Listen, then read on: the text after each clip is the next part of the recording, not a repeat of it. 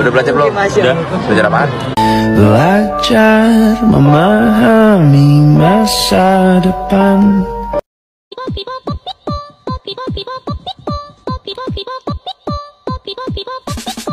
Tinky Winky, Dipsy, Lala, Ho.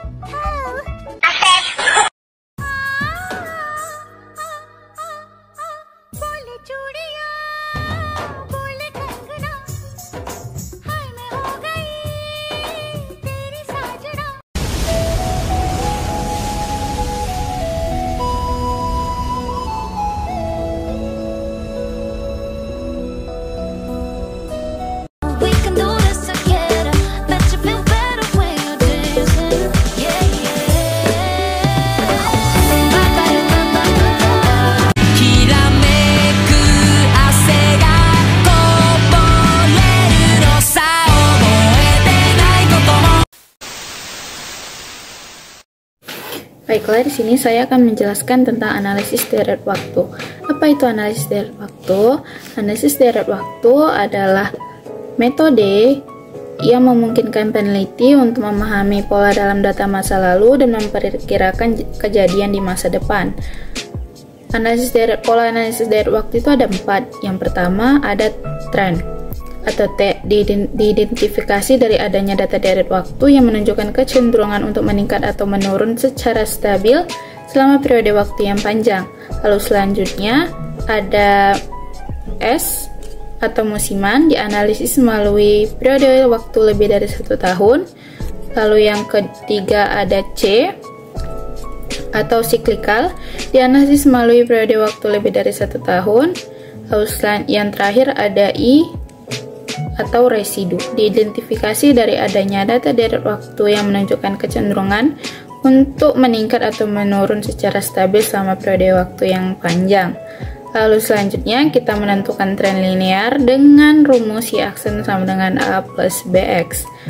Menentukan tren linear ini ada 4 cara, yaitu yang pertama ada metode bebas, yaitu metode non-adjektif melalui pembuatan diagram pencari, yaitu dengan menarik garis lurus mendekati seluruh titik koordinat pada diagram yang sudah dibentuk secara bebas. Lalu yang kedua adalah metode setengah rata-rata dengan 2 cara, yaitu membagi data menjadi 2 kelompok, terus mencari, dan yang kedua mencari rata-rata setiap kelompok. Lalu yang ketiga ada metode rata-rata bergerak, yaitu nilai tren dalam rata-rata bergerak untuk periode panjang terdiri dari serangkaian nilai rata-rata yang masing-masing dihitung dari urutan nilai yang diamati selama periode tersebut. Lalu yang keempat ada metode kuadrat terkecil yang nantinya akan dijelaskan oleh rekan saya.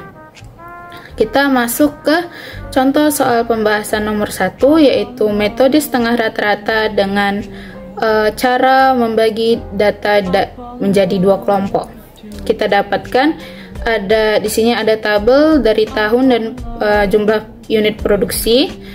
Lalu yang pertama kita buat persamaan tren dan penafsiran terhadap nilai B. Kita masukkan data tadi, tapi kita menghilangkan data tengahnya sehingga 2021 tidak ada di sini karena kita menggunakan cara membagi data menjadi 2 kelompok. Lalu kita hitung rata-rata kelompok tiap unitnya. Kita dapatkan untuk X1 nya sama dengan 60 dan X2 nya sama dengan 85. Lalu selanjutnya berdasarkan data tabel dapat ditentukan A sama dengan 60 unit untuk periode dasar 2019 atau A sama dengan 85 unit untuk periode dasar 2023. Dengan kita cari N-nya, yaitu dengan mengurangkan periode dasar, yaitu 2023 dikurang 2019 sama dengan 4. Lalu B-nya dengan rumus X2 dikurang X1 per N sama dengan 85 dikurang 60 per 4, kita dapatkan 6,25. Maka persamaan tren dari data adalah Y aksen sama dengan 60 ditambah 6,25X untuk periode dasar 2019, atau Y aksen sama dengan 85 ditambah 6,25X untuk periode dasar 2023. Dengan penafsiran nilai B sama dengan 6,25, berarti bahwa rata-rata unit produksi periode 2018 sampai 2024 naik 6,25 unit per tahunnya. Lalu yang kedua, kita menentukan nilai tren 2018 sampai 2024. Kita dapatkan skala setiap tahunnya, karena kita menggunakan periode dasar 2023, maka angka 0 dimulai pada 2023 dengan jika menurun ke sebelah kiri kita -1, dan kalau ke kanan dia +1, maka kita dapatkan skala tahunnya di tabel seperti berikut. Lalu kita buat persamaan tadi, yaitu y-aksen sama dengan nilai, kita menggunakan periode dasar 2023 dengan rata-ratanya 85 ditambah nilai B-nya 6,25 lalu dikalikan sesuai dengan skala setiap tahunnya. Kita dapatkan nilai trennya sebagai berikut. Lalu selanjutnya prediksi angka produksinya di tahun 2025 dan 2026, kita dapatkan banyak unit produksi secara berturut-turut pada tahun 2025 dan 2026 diprediksi mencapai 97,5 unit dan 103,7 unit. Baiklah, di sini saya akan menunjukkan cara pengerjaannya di dalam Excel. Yang pertama, di sini kita buat langkah seperti langkah manual tadi, kita cari rata-rata. Kita tulis di sini average B2 ini per B4. Kita dapatkan hasilnya 60, sama ya seperti pengerjaan manual tadi. Lalu yang kedua sama, untuk X2 nya kita buat sama dengan average dalam kurung B6 per B8. Kita dapatkan hasilnya 85. Kita buat di sini 60, dan di bawah sini 85. Nah, ini adalah tabel skala waktu tadi. Kita buatkan 0 di 2023, lalu ke kiri -1 dan ke kanan +1. Supaya tidak repot, saya langsung buat sampai prediksi masa depannya, yaitu tahun 2025 dan 2026. Kita lanjut ke nilai trennya. Kita masukkan rumusnya, yang y-aksen sama dengan A ditambah bx. Kita masukkan di sini nilai A-nya 85 karena kita menggunakan periode dasar. Karena kita menggunakan periode dasar waktu tahun 2023, kita buat sini 85 dengan nilai B-nya 6,25. Lalu lanjut perkaliannya, yaitu ini untuk tahun 2018, maka kita buat di sini -5 kurung, terus sama dengan kita dapatkan 53,75. Begitu seterusnya. Akan saya tunjukkan lebih lanjut sampai ke prediksi waktu 2026.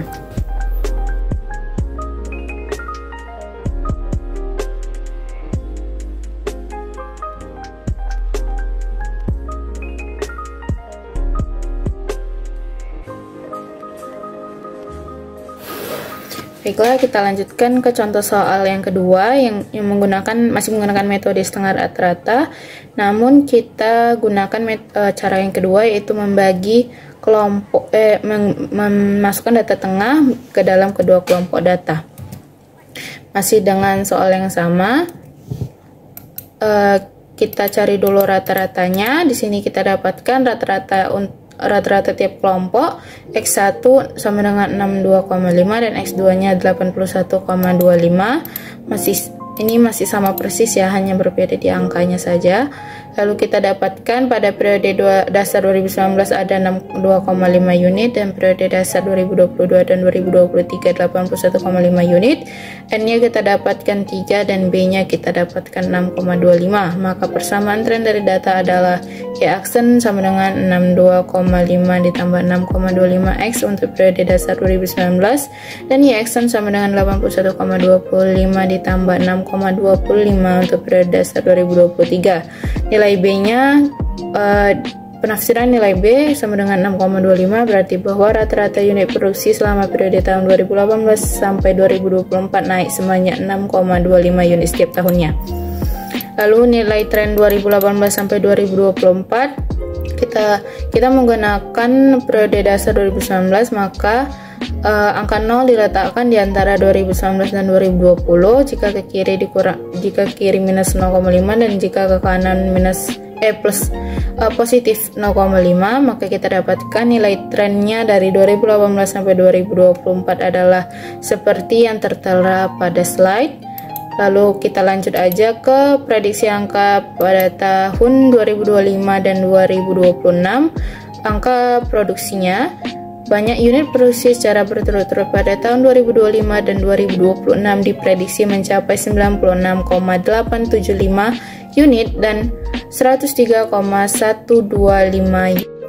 Selanjutnya saya akan menunjukkan cara pengerjaannya dalam Excel, masih sama seperti cara yang sebelumnya ya.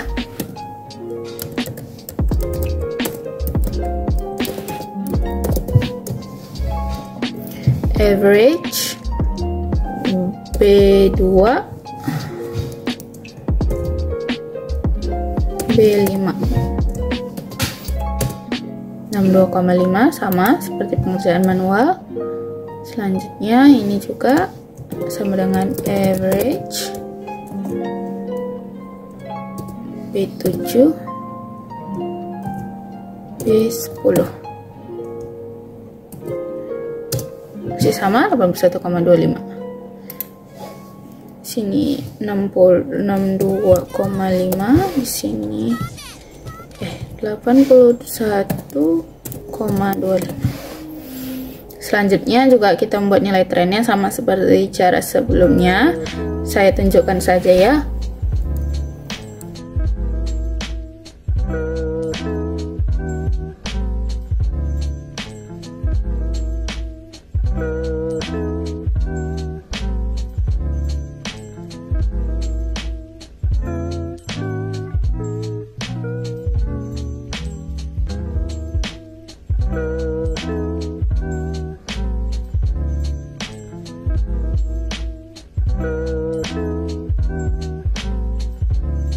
Kita lanjut ke soal pembahasan yang ketiga, yaitu metode rata-rata bergerak atau moving average. Nah, di sini kita punya data pada tahun 2019 hingga 2022. Kita punya pengguna bus listrik dalam jumlah ribu. Kita masuk ke pengerjaan soalnya, yaitu kita buat dulu seperti ini. Kita menggunakan tahun dasarnya itu 2 tahun. Jadi kita akan mencari nilai trennya selama tahun dasar 2 tahun. Kita dapatkan dengan cara kita tambahkan data ke data di atasnya. Seperti yang 200 ini. 200 ini kan tidak punya data di atas, jadi dia tidak perlu ditambahkan, makanya di sisi kanan ini di data 200 itu kosong karena dia tidak punya data di atasnya. Tapi pada 2020 kita punya data di atasnya, yaitu data tahun 2019. Jadi kita tambahkan datanya 210 ditambah ke 200 sama dengan 410. Begitu juga dengan yang di bawahnya, 220 kita tambahkan ke 210 kita dapatkan 430. Lalu yang di bawahnya juga 230 kita tambahkan ke 220 maka kita dapatkan 450. Nah, yang sudah kita tambah-tambah ini kita bagi 2. 410 kita bagi 2, kita dapatkan 205. Lalu 430 kita bagi 2, kita dapat 215, dan 450 kita bagi 2 kita dapatkan 225. Dengan grafik pengguna bus listrik, grafik tren pengguna bus listrik sebagai berikut. Nah, untuk pengerjaan Excel pada moving average ini cukup mudah. Pertama kita buat tabel seperti di contoh soal sebelumnya. Kita 2019, 2020, 2021, 2022 dengan pengguna bus listrik sekian. Seperti ini ya, kita buat seperti tabel soal. Nah, kalau di moving average kita tinggal datang ke data, kita pencet data ini, kita masukkan data analisis, terus kita cari di sini moving average, akan ada moving average di sini. Ini dia moving average, kita klik OK. Nah, di sini kita input ini, lalu intervalnya kita buat tahun dasarnya itu 2, ya kan? Lalu outputnya kita letakkan ya 4 ini. Terus ada di sini ada chart output di mana apakah kita mau ditambah grafik atau tidak. Di sini saya akan menambahkan grafik, maka kita centang chart outputnya. Kita sudah selesai seperti ini, kita pencet OK.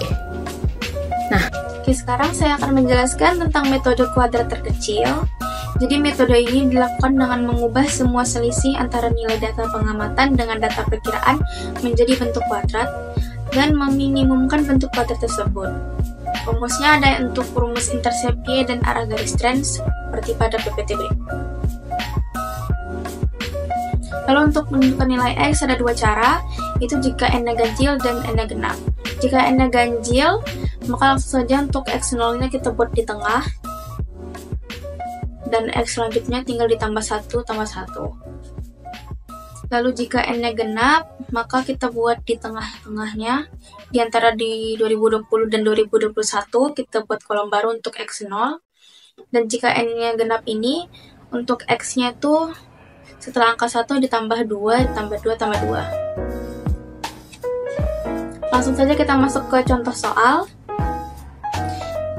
Berdasarkan data wisatawan berikut, kita diminta untuk yang pertama mencari garis tren dengan metode kuadrat terkecil, lalu nilai tren setiap tahunnya dan grafik tren, lalu prediksi wisatawan tahun 2023. Dari tabel tadi kita tambahkan tabel baru di sebelahnya untuk mencari nilai XI kuadrat, dan XI dikali YI.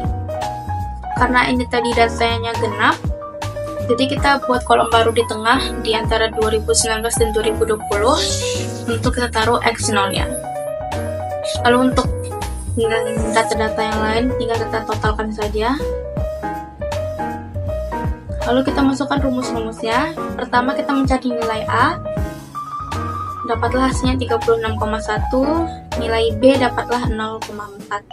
Dan untuk persamaan garis tren kita dapatkan Y aksen sama dengan 36,1 ditambah 0,4X. Lalu yang B untuk nilai tren setiap tahunnya dari 2017 sampai 2022, tinggal kita ubah X-nya saja dari minus 5 sampai 2022, X-nya 5. Lalu dapatlah datanya seperti berikut. Dan untuk grafiknya, data yang warna ungu dan trennya yang warna pink. Lalu yang C diminta untuk prediksi wisatawan tahun 2023, dapatlah Y aksen sama dengan 36,1 ditambah 0,4, X-nya 7, dapatlah 38,9. Berikutnya saya akan menjelaskan tata cara penggunaan Excel pada metode kuadrat terkecil. Pertama kita bikin tabelnya dulu, lalu kita akan mencari nilai XI kuadrat, dengan sama dengan select nilai X-nya, lalu tinggal kita pangkatkan 2. Lalu untuk sisanya bisa kita drag ke bawah gini, langsung keluar semua hasilnya. Begitupun dengan nilai XI dikali YI sama dengan select nilai X, lalu kita kali select nilai Y sama juga kita drag ke bawah saja.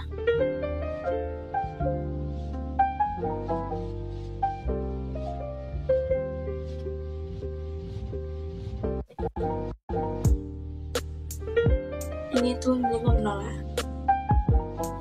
Lalu untuk jumlahnya tinggal kita select semua begini, lalu tinggal Alt sama dengan, begitupun yang sebelahnya drag, lalu Alt sama dengan, lalu dapatlah hasil seperti ini. Lalu untuk mencari nilai A, rumusnya tadi adalah sigma YI per N. Kita masukkan saja sama dengan masukkan nilai sigma YI nya, lalu kita bagi N tadi 6, dapat hasilnya segini. Ini kita bulatkan menjadi 36,1. Lalu untuk nilai B nya, masukkan rumusnya tadi sigma XI dikali YI per sigma XI kuadrat, dapat hasilnya segini. Ini kita bulatkan menjadi 0,4 saja. Lalu kita tinggal masukkan ke persamaannya, yaitu Y aksen sama dengan A tambah B X. Jadi Y aksen sama dengan 36,1 ditambah 0,4 X. Lalu selanjutnya saya akan menjelaskan tentang tren non-linear. Yang pertama itu ada tren kuadratik atau biasa disebut tren parabola. Rumusnya ada Y aksen sama dengan A ditambah BX tambah CX kuadrat. Untuk datanya ada sebagai berikut. Lalu untuk mencari nilai A, B, C ada rumus sebagai berikut. Langsung saja ke contoh soal.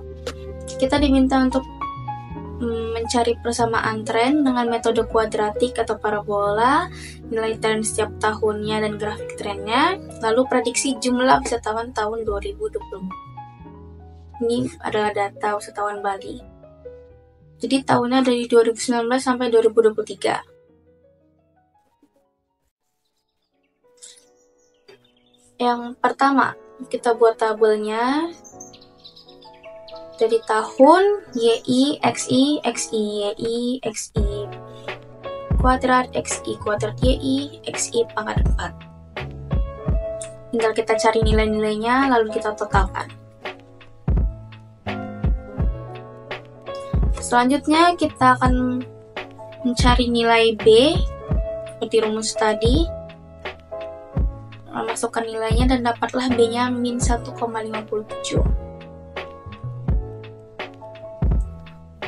Lalu kita akan substitusi dan eliminasi dua persamaan sebelumnya, yaitu 34,68 sama dengan 5A tambah 10C dan 104,01 sama dengan 10A ditambah 34C. Kita substitusi dan eliminasikan, dapatlah C-nya 2,475.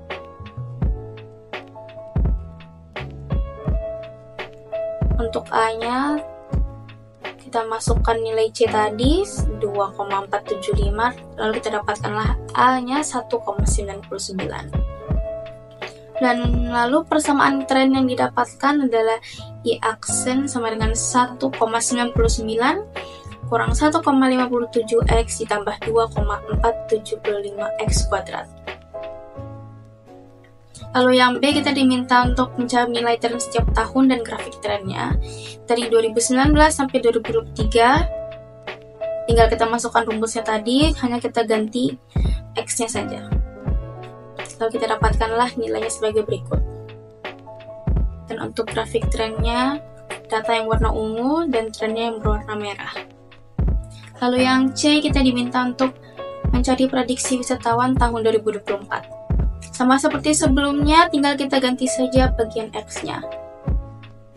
Di 2024 ini X-nya 3, jadi hasilnya kita dapatkan 19,56. Selanjutnya saya akan menjelaskan cara penggunaan Excel pada tren kuadratik. Sama seperti sebelumnya, kita akan membuat tabel lalu mencari nilai-nilainya.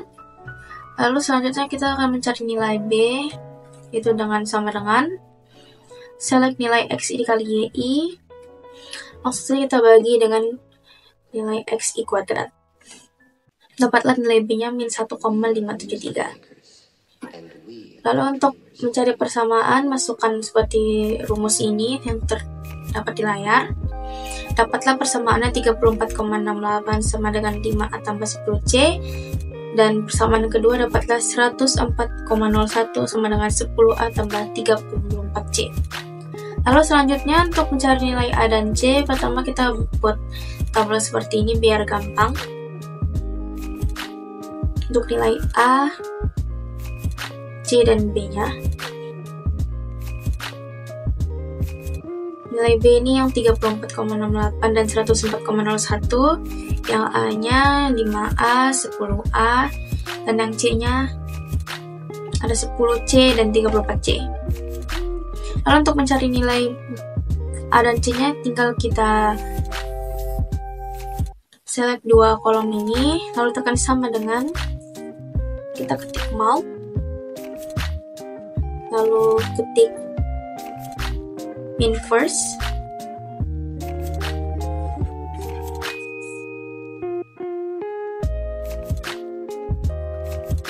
Setelah itu diminta untuk array satunya itu kita tinggal select kolom A dan C nya, lalu tutup kurung, lalu titik koma, lalu untuk array 2-nya kita akan select nilai B. Setelah itu tutup kurung. Karena ini 2 kolom, jadi tidak bisa langsung tekan enter, jadi kita akan tekan shift lalu enter. Lalu dapatlah nilai A dan C-nya sebagai berikut. Tren eksponensial adalah perubahan data yang meningkat atau menurun secara terus-menerus dengan laju yang semakin cepat atau tidak konstan mengikuti fungsi eksponensial. Persamaan atau rumus, persamaan sederhana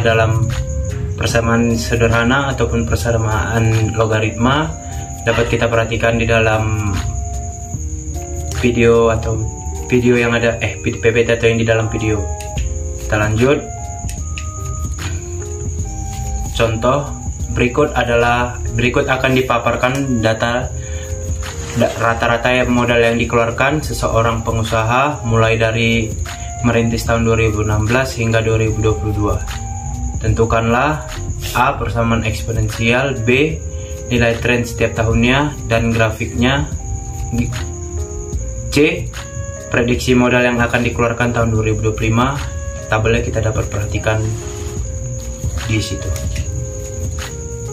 Penyelesaian kita bisa perhatikan di sini. Kita lanjut. Maka nilai A dan B, log A sama dengan log per sigma y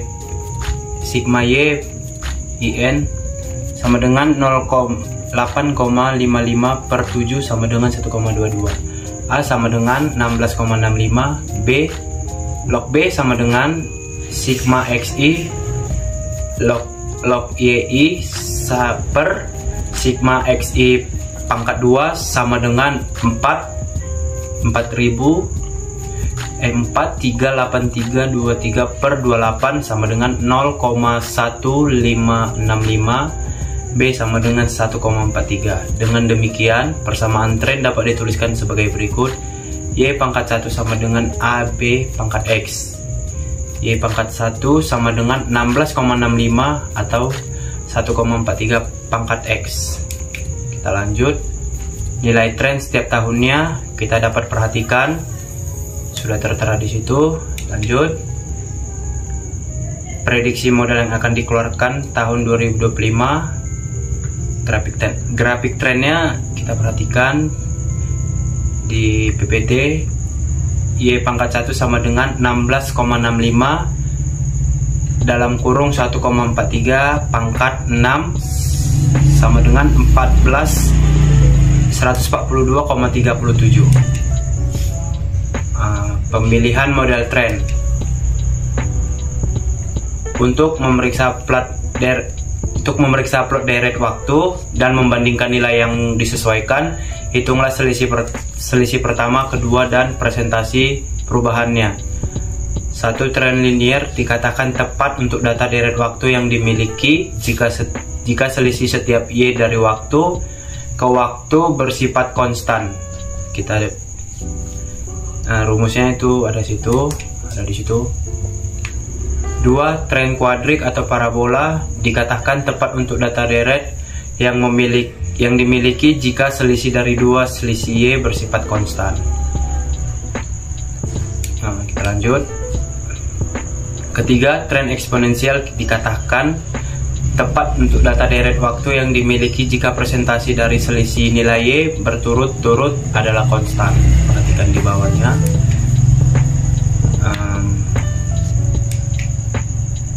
Ini log A sama dengan log sigma YIN sama dengan 8,55 per 7 sama dengan 1,22. A sama dengan 16,65. Log B sama dengan sigma XI log YI per sigma XI pangkat 2 sama dengan 4,383 23 per 28 sama dengan 0,1565. B B sama dengan 1,43. Dengan demikian, persamaan tren dapat dituliskan sebagai berikut. Y pangkat 1 sama dengan AB pangkat X. Y pangkat 1 sama dengan 16,65 dalam kurung 1,43 pangkat X. Masuk kepada regresi linear. Jadi regresi linear ini adalah metode statistik yang digunakan untuk melihat hubungan antara satu atau lebih variabel independen dengan variabel dependen. Nah, kemudian pada regresi linear ini ada dua jenis, yaitu adalah regresi linear sederhana yang hanya memiliki satu variabel independen dan regresi linear kedua yang memiliki lebih dari satu variabel independen. Kemudian kita masuk pada yang pertama, regresi linear sederhana yang memiliki rumus Y sama dengan A ditambah BX dengan keterangan Y bar sama dengan variabel dependen, X variabel independen bebas, A konstanta, dan B koefisien regresi. Nah, koefisien A dan B ini juga memiliki rumus yang dimana koefisien B itu dengan rumus N sigma XI YI dikurang sigma XI YI per N sigma XI kuadrat dikurang sigma XI kuadrat. Nah, untuk rumus yang A yaitu adalah Y bar dikurang X bar. Kita masuk kepada contoh soal. Bisa kita lihat nilai jam belajarnya sebagai X dan nilai ujiannya sebagai Y. Dan kita masuk kepada langkah pertama untuk menyelesaikan soalnya, yaitu kita harus menghitung komponennya. Nah, bisa kita lihat dari tabelnya ya teman-teman. Ini beginilah cara untuk menghitung komponennya, yaitu XI dikali YI, kemudian ada XI kuadrat dan YI kuadrat, yang dimana nilainya kita dapat dari X dan Y. Kemudian untuk langkah kedua yaitu adalah kita menghitung koefisien B dan A, yang mana untuk pertama kali kita harus menghitung nilai B-nya, yaitu B N sigma XI YI dikurang sigma XI YI per N sigma XI kuadrat dikurang sigma XI kuadrat. Nah, yaitu B sama dengan 5 dikali 2165 dikurang 26 dikali 390 per 5 dikali 168 dikurang 26 kuadrat. Kemudian 10.285 dikurang 10.140 per 840 dikurang 676. Kemudian untuk hasilnya lagi yaitu 685 per 164 sama dengan 4,17. Berarti untuk nilai koefisien B-nya adalah 4,17. Kemudian untuk mencari X bar-nya yaitu 26 per 5 sama dengan 5,2 dan Y bar-nya yaitu 390 per 5 sama dengan 70. Kemudian kita menghitung koefisien A, yaitu A sama dengan Y bar dikurang BX bar. Nah, tadi kan kita sudah mencari nilai X bar dan Y bar-nya. Kemudian kita akan masukkannya kepada rumus. A sama dengan 70 ditambah 4,17 di dalam tanda kurung 5,2 untuk nilai X bar. Kemudian A sama dengan 91,68. Kemudian untuk langkah ketiga bentuk persamaan regresi yaitu Y sama dengan 91,68 ditambah 4,17 X. Untuk prediksinya yaitu jika seorang belajar selama 6 jam X sama dengan 6, maka nilai ujian yang diprediksi adalah Y sama dengan 91,68 ditambah 4,18 dikali 6. Y sama dengan 91,68 ditambah 25,08 sama dengan 81,34. Jadi perkiraan orang yang belajar selama 6 jam akan mendapat nilai sekitar 81,34. Kemudian kita masuk kepada kesalahan standar perkiraan. Nah, pengertian kesalahan standar perkiraan ini yaitu ukuran seberapa jauh nilai yang diprediksi oleh model regresi berbeda dari nilai aktual dan dataset. Kemudian kesalahan standar perkiraan itu dirumuskan sebagai berikut, yaitu S YX sama dengan akar sigma XI dikurang Y kuadrat per N dikurang 2. Kemudian kita masuk kepada contoh penyelesaiannya, yaitu tentukanlah kesalahan standar perkiraan dari persamaan regresinya 91,68 ditambah 4,17x dan penafsiran dari hasil perhitungannya. Nah, dari contoh yang telah didapatkan, kita dapat mencari jawabannya itu dengan sigma yi kuadrat dikurang 27.100 sigma yi sama dengan 390 dibagi sigma yi xi dikurang sama dengan 2165. A-nya sama dengan 91,68 dan B-nya adalah 4,17. Kemudian S YX sama dengan sigma YI per N kuadrat. Nah, itu kemudian kita masukkan saja pada angka-angka yang sudah kita dapatkan, yaitu 2700 dikurang 91,68 dalam tanda kurung 390 dikurang 4,17 dalam tanda kurung 2165 per 5 dikurang 2. Kemudian akar 27.100 dikurang 35,3755 dikurang 9,028 0,5 dibagi per 3, kemudian hasilnya yaitu 26,973 per 3 sama dengan 89,9. Teman-teman, yang dimana XI dan YI nya itu sudah diketahui. Kemudian untuk mencari XI YI nya itu adalah seperti ini, dimana XI dikali YI yaitu untuk mencari cara simpelnya itu kita perlu mencarinya gini, sama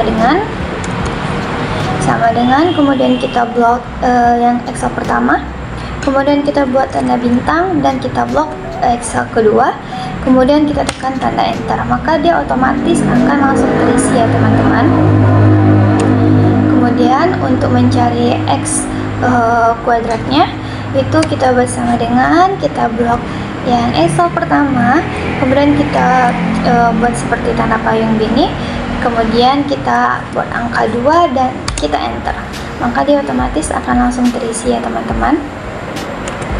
Kemudian untuk yang Y kuadratnya sama seperti yang tadi, maka kita akan membuat sama dengan kita blok Excel yang pertama, kita buat tanda sama yang tadi dan angka 2, kemudian kita enter, maka ada mendapatkan hasilnya dan kita sudah menemukan Excelnya seperti ini teman-teman. Saya akan menjelaskan mengenai koefisien determinasi. Koefisien determinasi digunakan sebagai alat ukur kemampuan persamaan regresi dalam menjelaskan variasi variabel terikat maupun dependen. Kondisi ini terprediksi sempurna, yaitu ketika nilai persentase koefisien determinasi sebesar 100%. Hubungan sempurna bermakna bahwa variabel dependen hanya dipengaruhi secara keseluruhan oleh variabel independen. Koefisien determinasi sebesar 100% berkaitan dengan koefisien korelasi sebesar lebih kurang 1. Rumus yang dapat kita gunakan untuk menghitung koefisien determinasi dapat kita lihat seperti yang ada pada slide berikut ini. Kita masuk ke contoh, di mana di contoh soal ini kita diminta untuk menentukan koefisien determinasinya. Pada contoh soal ini yang diberikan datanya hanya berupa ekspor dan nilai GPD-nya saja atau nilai X dan nilai Y-nya. Untuk mempermudah perhitungan yang menggunakan tabel seperti ini, kita dapat menggunakan Microsoft Excel. Pada Microsoft Excel, seperti pada video, untuk menghitung sigmanya kita dapat menggunakan rumus sama dengan sum, buka kurung, kemudian memblok bagian yang ingin kita jumlahkan. Kita lakukan hal yang sama pada bagian Y. Kemudian untuk X, Y, I ini kita mengalihkan bagian daripada nilai X dan nilai Y. Contohnya kita buat sama dengan kita blok bagian yang ingin dikalikan, kemudian menggunakan tanda kutip bintang dan memblok kembali bagian sebelah ataupun bagian satunya lagi yang ingin dikalikan. Kemudian untuk sisa selanjutnya kita dapat memblok dengan melakukan hal yang seperti ada di video. Untuk nilai XI kuadrat ini kita dapat melakukan dengan membuat sama dengan memblok bagian yang ingin dikuadratkan menggunakan tanda panah ke atas, kemudian angka 2 dan enter. Kita akan memperoleh hasil kuadrat daripada bagian yang ingin kita kuadratkan. Kita lakukan hal yang sama kepada bagian yang lainnya. Kemudian kita lanjutkan di bagian PPT-nya, di mana pembahasannya kita pertama diminta untuk menentukan nilai X dan nilai Y. Di sini kita memperoleh nilai X bar sama dengan 222,6 dan nilai Y bar sebanyak 64,8. Kemudian kita mencari nilai B dengan menggunakan rumus yang ada di layar dan perolehan hasil 0,122. Kemudian untuk mencari nilai A, kita menggunakan rumus A sama dengan Y bar kurang B kali X bar dengan perolehan hasil A sama dengan 37,6. Kemudian untuk mencari koefisien determinasinya, kita menggunakan rumus R kuadrat seperti yang ada di slide sebelumnya dengan perolehan hasil 0,71. R kuadrat sama dengan 0,71 dapat juga menjadi persentase 71%, yang berarti besar GPD dipengaruhi nilai ekspor dalam sebesar 71%. Ini juga berarti terdapat 29 faktor lain yang mempengaruhi besar GPD. Kemudian kita lanjut ke koefisien korelasi, di mana di sini terdapat tabel penafsiran kekuatan koefisien korelasi. Koefisien korelasi itu adalah nilai yang menunjukkan kuat atau tidaknya hubungan linear antar dua variabel. Untuk penafsirannya dapat kita lihat seperti yang ada di video. Rumus-rumus yang dapat kita gunakan untuk menentukan koefisien korelasi melalui analisis regresi ada dua, dan untuk menentukan koefisien korelasi tanpa melalui analisis regresi dapat menggunakan rumus berikut ini. Kita lanjutkan ke contoh perhitungan melalui analisis regresi, di mana kita diminta untuk menentukan koefisien korelasi dari data contoh sebelumnya dengan perolehan R kuadrat sebesar 0,71 dan menjelaskan penafsiran akan nilai koefisien korelasi yang didapatkan. Di sini nilai koefisien korelasinya yang kita peroleh yakni 0,84, yang berarti berdasarkan persamaan regresi yang didapat, B memiliki nilai positif. Artinya, koefisien korelasi juga memiliki nilai positif. R sama dengan 0,84 menunjukkan bahwa terdapat korelasi atau hubungan yang kuat di antara GPD dan nilai ekspor. Kita masuk ke contoh tanpa melalui analisis regresi, di mana diminta menentukan koefisien korelasi data tanpa menggunakan analisis regresi dan hubungkan hasilnya dengan koefisien regresi pada contoh sebelumnya. Contoh sebelumnya kita telah memperoleh nilai-nilai berikut ini. Nah, jadi kita masukkan saja nilai-nilai yang telah kita peroleh tersebut ke dalam rumus berikut dengan perolehan hasil sebesar 0,88, yang berarti koefisien korelasi dari data tersebut adalah 0,88. Dengan R sama dengan 0,88 bermakna bahwa korelasi antara nilai ekspor dan GPD sangat kuat, dan juga koefisien regresi yang terdapat pada persamaan regresi yang sudah dicari sebelumnya adalah 0,122. Hal ini membuktikan bahwa arah koefisien korelasi adalah positif, yaitu 0,88.